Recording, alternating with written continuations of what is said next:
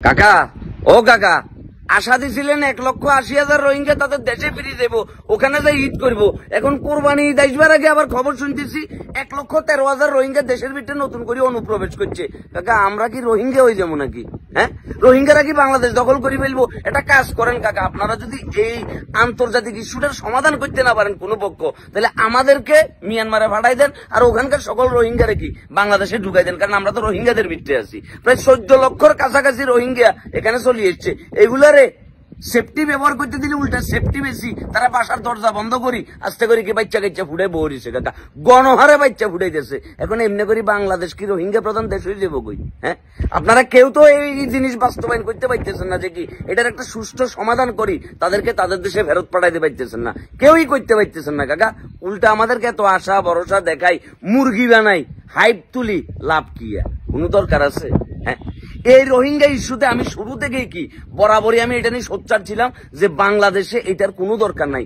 আপনি আপনার বাসায় নিজে খাইতে পারতেছেন না, তার ভিতরে যদি আপনি বাড়তি আরো 10, 12 লাখ, 15 লাখ মানুষ আনি খাইবার ব্যবস্থা করেন, তাহলে খানা এটা করতে গিয়ে আসবো। হ্যাঁ, ভাবলাম ডোনেশন কদিন, নিজের জমিরই তো ঠিক নাই, এখন বাইরে থেকে লোকজন আছে তো ঠিকই, ওই এই ধরনের উত্তপ্ত পরিস্থিতি সৃষ্টি করে একের পর এক অরাজকতা, ক্রাইম নানান ভাবে সৃষ্টি করতেছে তারা। হ্যাঁ, আবার বাংলাদেশে পাসপোর্ট বানাই, কেউ কেউ দেশের বাইরে পর্যন্ত চলে গেছে।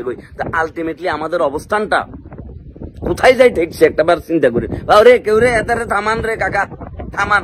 আমরা এটা সমাধান চাই। এই ঘটনার যদি সমাধান না হয়, এই ইস্যুর যদি সমাধান না হয়, তাহলে বাংলাদেশে কত বড় বিপদের মুখে পড়বে এটা কি আপনারা বুঝতেছেন? আল্লাহর ওয়াস্তে যদি প্রবলেম সলভ করতে না পারেন, অন্তত আশা দেখাইয়েন না। এই যে লাস্ট গত সপ্তাহেও কি প্রায় 1,500+ পরিবার নতুন করে অনুপ্রবেশ করছে, এই ব্যাপারে তো আমরা কেউ জানলাম না। এসব জিনিসগুলো গোপন রাখা হইলো কেন? আর সকল প্রকার রাজনৈতিক দল, সকল স্টেক হোল্ডারদেরকে নিয়ে বসি একসাথে প্রবলেমগুলো সলভ করতে হবে। নাহলে এভাবে তো কোনোভাবে চলতে পারে না। নাহলে আমাদেরকে বাইরে করে দেন, আমরা দেশের বাইরে চলে যাই। রোহিঙ্গাদেরকে এখানে আসতে করে আস্তানা, তাদেরকে আস্তানা গাড়ি দেন, বাসা বাড়ি করে দেন, আমাদের জায়গা জমি জিরাত লই তারা এখানে থাকুক। হ্যাঁ, আর নাইলে আপনারা আপনাদের বাসার ভিতরে তাদেরকে লই যায় রাখেন।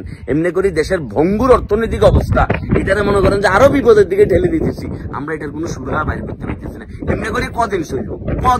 কদিন খাওয়াবেন কাকা? হ্যাঁ, আর তো সহ্য করা যাইতেছে না। মানুষের খাল কাটি কুমির ডাকি আনে, আর আমরা কোলে করি রোহিঙ্গা ডাকি লুয়ে এসছি এবং আনি তাদেরকে বসায় বসায় খাওয়াইতেছি। ডোনেশন আসতেছে, ফান্ড আসতেছে, আর তারা খাইতেছে। আবার তাদেরকে দেখায় আমরা এক একজন এক একভাবে নানান ধরনের সিম্পিতি নিতেছি। এটা তো হওয়ার কথা ছিল না কাকা, সোনা বন্ধু। এখন আমরা তো ফুল কটকাই গেছি। কদিন পরে তো আমাদের কাশেম কাকার মাইক ভাড়া করি পথে পথে ঘুরতে হইব। আমরা অতি দ্রুত ইমিডিয়েটলি এই আন্তর্জাতিক সমস্যার সমাধান চাই। রোহিঙ্গা অনুপ্রবেশ ঠেকাইতে হবে এবং তাদেরকে তাদের দেশে ফিরাইতে হবে। এখন আপনারা বড় বড় বুলি না আওরাই, আপনারা সকলে মিলে ইস্যুটা নিয়ে কাজ করেন। এটা কোনোভাবে মানিয়ে নেওয়া সম্ভব না। আমরা নিজেরাই ঠিকঠাক ভাবে কি চলতে পারতেছি না। আমাদের মুদ্রাস্ফীতি ডে বাই ডে বাড়তেছে, আর সে জায়গায় রোহিঙ্গা নিয়ে ফেলা শুরু করছি আমরা এখন। বাহ, কে সরকার আছে বেটা, কে সরকার আছে?